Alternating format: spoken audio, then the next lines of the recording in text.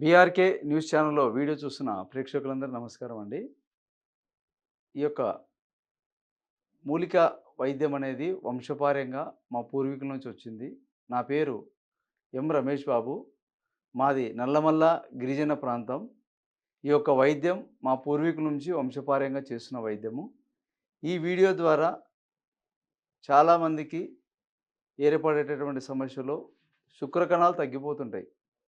అంటే పురుషులలో చాలామందికి శుక్రకణాలు తగ్గిపోవడం వల్ల సంతానోత్పత్తి కలగక చాలామంది బాధపడుతుంటారు. కాబట్టి పురుషులలో శుక్రకణాలు బాగా వృద్ధి అవ్వడానికి, ఆ పెరిగిన కణాలు ఆరోగ్యంగా, బలంగా ఉండడానికి మన చుట్టుపక్కల ఉండే పరిసరాలలో, మన అడవి ప్రాంతంలో అయితేనేమి, అదేవిధంగా పొలాలలో కొన్ని రకాల మొక్కలుంటాయి. అందులో ఒక వృక్షం గురించి మనం తెలుసుకుందాము. ఈ వీడియో ద్వారా చాలామందికి ఈ యొక్క శుక్రకణాలు తగ్గిపోతున్నాయి కాబట్టి వారికి ఉపయోగపడేటటువంటి ఆ యొక్క వైద్యం ఎట్లా తయారు చేసుకోవాలి, దాని విధానం ఏంటి, ఎంత మోతాదులో తీసుకోవాలి అంతా క్లియర్గా నేను చూపిస్తాను. మీరు నీట్గా వీడియో అంతా లాస్ట్ వరకు విని రాసుకోండి. మీకు ఏదైనా డౌట్ ఉన్నా కూడా నాకు ఫోన్ చేసి కూడా చెప్తాను. అయితే ఈ యొక్క శుక్రకణాలు ఉత్పత్తి కావడానికి మన అందుబాటులో ఉండే వృక్షాలలో మర్రి చెట్టు అని ఉంటుందండి. ఈ యొక్క మర్రి చెట్టులో ఉండే అన్ని భాగాలు మనకు ఉపయోగపడతాయి. మర్రి చెట్టు అంటే మీరు చూస్తే ఈ విధంగా ఉంటుంది మర్రి చెట్టు. ఇట్లా మర్రి చెట్టుకు ఈ పండ్లు వస్తాయన్నమాట.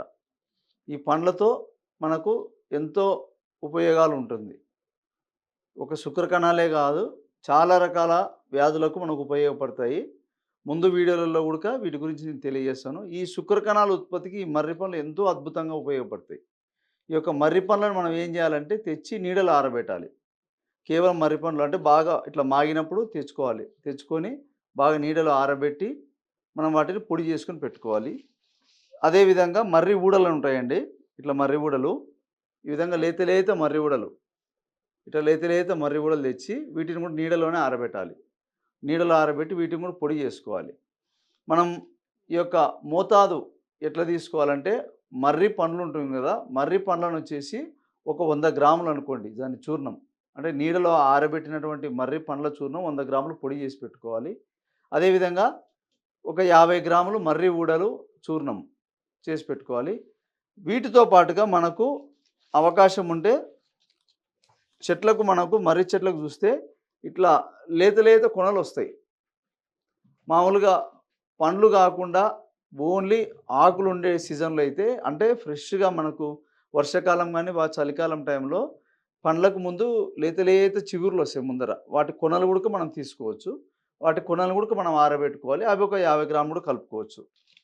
ఈ విధంగా మర్రి పండ్లు, మర్రి లేత లేత ఊడలు, మర్రి లేత కొనలు, వీటిని 3 భాగాలు మనము నీడలో ఆరబెట్టుకొని, మర్రి పండ్లు మనకు దండిగా దొరుకుతాయి కాబట్టి వాటిని ఎక్కువగా డబల్ తీసుకుంటాం. అంటే 100 గ్రాములు మర్రి పండ్ల చూర్ణం మనం తయారు చేసుకుంటాము.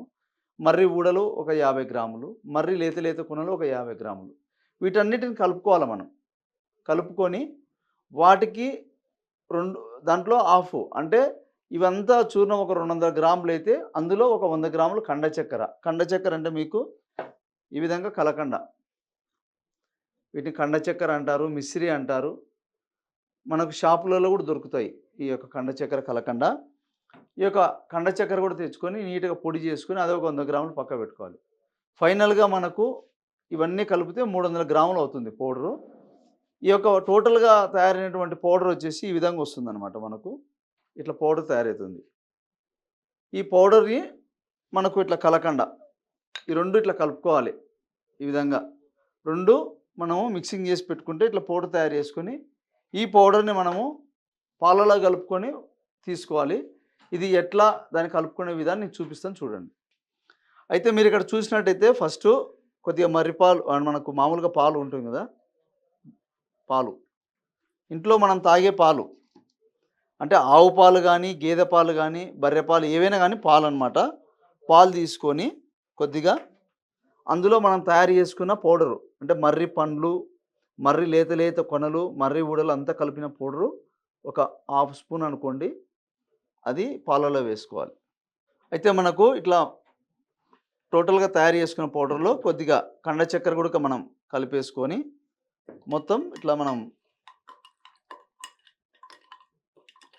కలుపుకోవాలి ఇట్లా.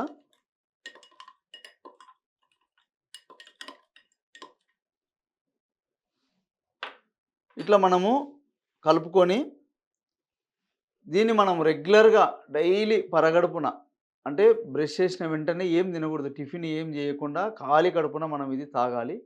దీన్ని మనం రెగ్యులర్‌గా శుక్ర కణాలు ఎవరికైతే తక్కువున్నాయి, మొటిలిటీ తక్కువైపోయింది అన్న వాళ్ళు కంటిన్యూగా ఒక 3 నెలలు గాని, 4 నెలలు గాని కోర్స్ వాడాల.